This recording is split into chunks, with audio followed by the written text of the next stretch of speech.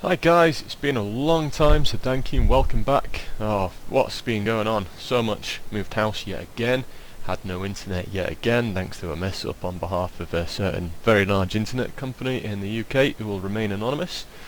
Working well on the new job, got engaged, planning a wedding, oh god, lots has happened. So I've not been on as much as I'd have liked, and I've not really done anything video wise, but today, as a little change, I'm going to look at and start a little mini series on underappreciated tanks, and I'm going to start off with this one, the M3 Lee. Now I've sold this in my main account, so I made a new account for this. The M3 Lee is often an underappreciated tank. It's not very loved by a lot of people. Similar to the M3 Grant in the British line, they're pretty much exactly the same tank, except the turrets are different. Now that's the historical difference, and the M3 Lee was the American version and the Grant the British version. Now what they both have in common is the main gun, and the only gun you can use in World of Tanks is this gun in the side sponson here, the 75mm gun. Up on top you got a turret which doesn't work or do anything, but in that historically was mounted a 37mm gun. Now you can have a look at some of the designs of this tank and you can see some of the obvious limitations. It has no turret at all. So you've got a reasonable degree of arc with the gun, but again it's not perfect. So you are in danger if anything flanks you. It makes it very difficult to deal with. Although its mobility isn't bad, and its traverse speed of 46.4 isn't too bad either. Now, one of the weaknesses of this tank as well is the armour, which is 50mm at the front and 38 at the side and back, isn't really going to stop anything. And whereas this plate here in the middle looks like it's angled, I believe that's actually a weaker sheet of metal, about 38mm, so it doesn't provide that much penetration, and you'll find a lot of shots go through you. Furthermore, thanks to the relatively low position of the 75mm gun here, and the fact you can't use this turret, if you try and peek yourself over the top of a hill and take a hold down position, before this gun, your actual gun, can get into combat, you expose this huge, great big turret with the bit of a commander's cupola with a machine gun on there, which looks like a third turret. And that's easy damage for the opponents. You know, they'll pick that straight off before you can even see them, before you can even fire a shot. So this is obviously a weak point, and that comes into play when you're trying to master this tank. You've got to try and hide that as much as possible and expose only your gun. Now the 75mm gun is pretty useful down on tier 3 and tier 4. You can kind of do alright in tier 5, but then against tier 6 tanks it's going to struggle. So you get a choice of two, and they're pretty much exactly the same, only the top gun gets slightly better penetration, and so we can see here slightly better rate of fire on the top gun, slightly better damage and slightly better dispersion, but a slower aiming time at 2.1 seconds. But you definitely want to go for the top gun, I would say. Fires a bit quicker, and the difference in aiming time, okay, it's 0.3 seconds, but you can survive. Now another problem with the gun is the speed of the round is pretty slow, and it's got quite a high arc. It's like a cross between a howitzer and a normal gun. So although it can do a reasonable amount of damage for tier 4, it's probably lacking a little bit in sniping capability. That's almost how you want to play this tank, in my opinion. Despite the fact it's classified as a medium, the lack of turret and the fact that it's going to have to traverse and the lack of proper armour means that I wouldn't play it as a medium, because anything gets up on your flank, you're in trouble. You can't fire on the move, you can't hit a target on the move unless it's directly in front of you. So I'd play it like a TD. Okay, hide, kind of second, third line back, snipe as much as you can, but bear in mind you're going to have to be fairly close, because hitting anything that's moving at distance with this gun is going to require quite a bit of practice because of that incredibly slow fire, shell fire. Okay, shell moves quite slowly, and we'll see that in a battle.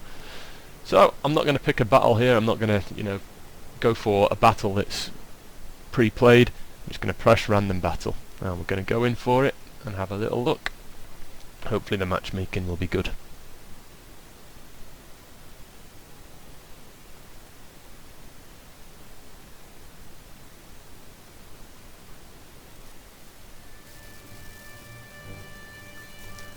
So here we are, we're going to go into Himmelsdorf, which is not too bad for the M3 Lee. It's tier 5 though, and there's some tanks on the opposition that I want to avoid. Okay, KV1, number 1, I'm going to struggle to penetrate him, although it is possible in the front.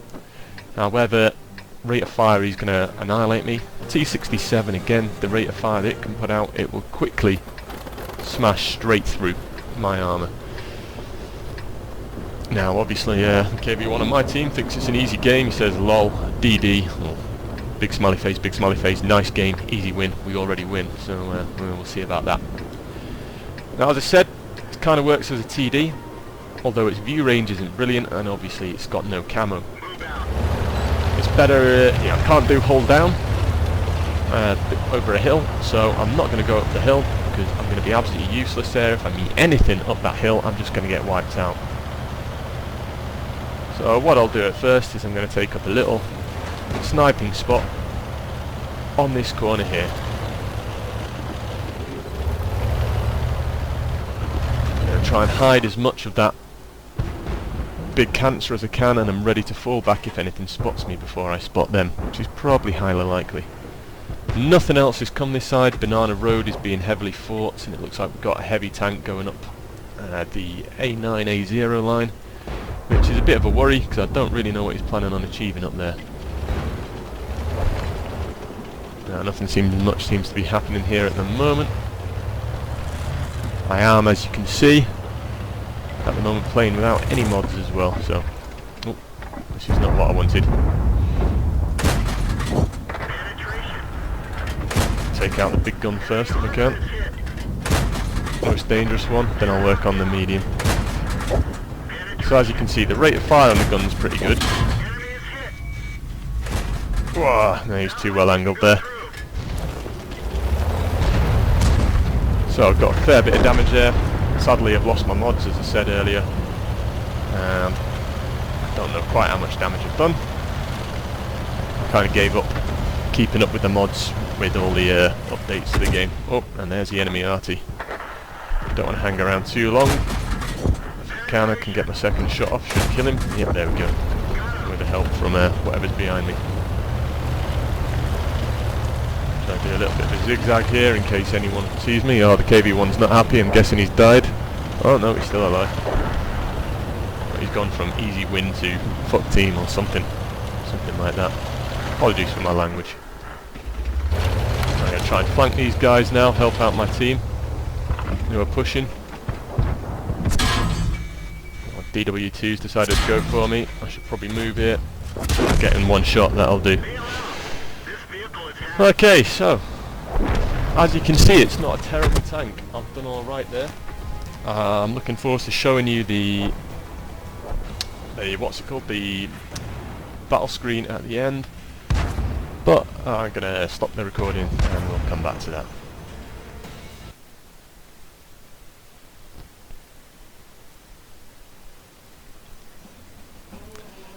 Alright, and here's the battle report. Sadly a defeat, as you can see. Did 738 damage, which isn't bad for a tier 4 tank, and I finished top of the tree.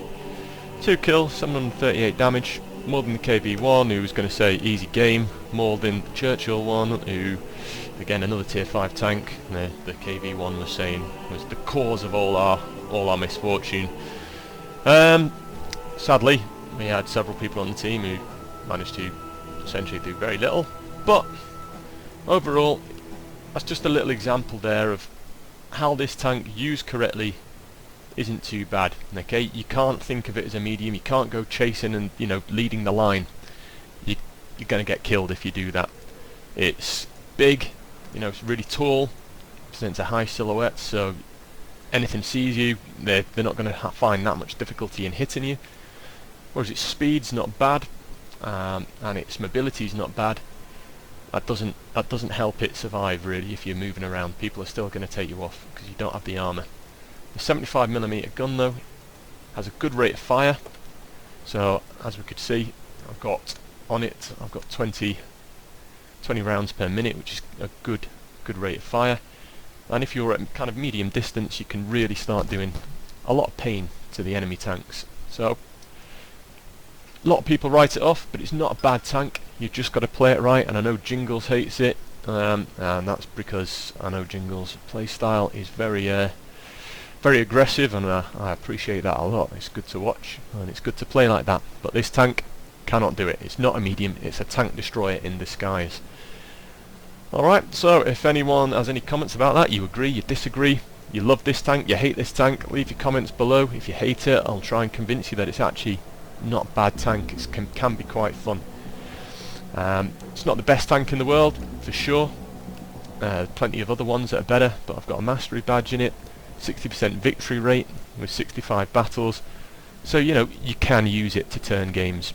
It can be a really effective tank when used properly. Can put out a lot of damage. Anyway, as I said, I hope you've enjoyed it. I hope to make some more. I'm also going to do not just an underloved tanks, I'm also going to do a overpowered tank series. I'll probably start that off with the KV-220 Mark II, which is one of the most ridiculously overpowered tanks I've ever come across. Or I might do the T27. Vote below, and well, I'll take the pick. Thanks guys, I look forward to seeing you more, I look forward to making some more videos.